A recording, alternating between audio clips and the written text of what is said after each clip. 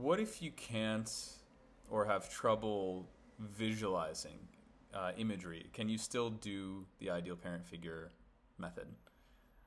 The answer, in short, is usually yes. So the visualization is just one tool. The really important part of ideal parent figures is the felt sense in the body. So it's about the sensory experience. Now, for many people, imagining the imagery of ideal parent figures in different scenes is helpful in order to invoke that felt sense in the body.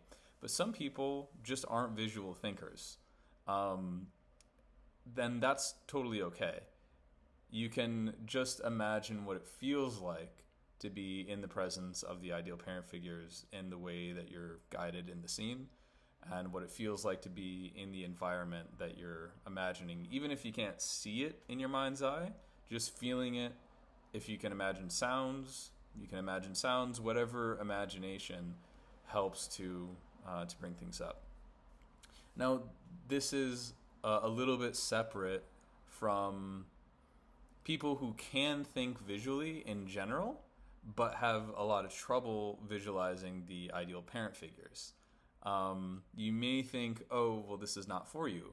Actually, that's a great sign that there's a lot to learn from ideal parent figures if that's the case for you.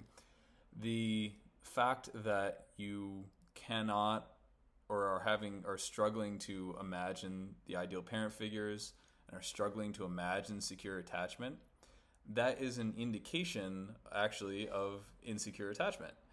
And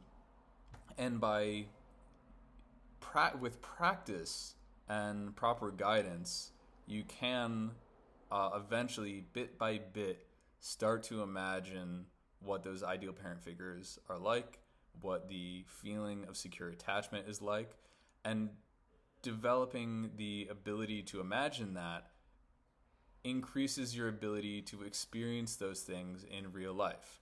As Dan Brown, the creator of Ideal Parent Figure, said, imagination creates new possibilities.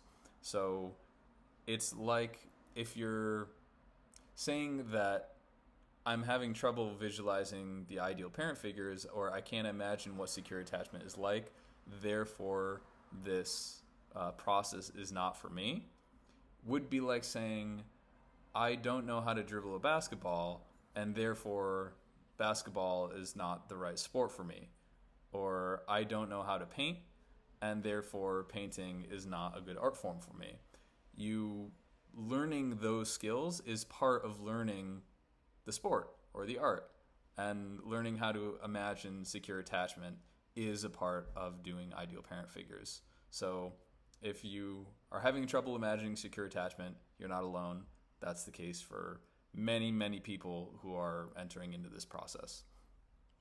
Now, there are certain people, about 4% of the population has aphantasia, which is just in the structure of your mind, it's not possible for you to visualize imagery.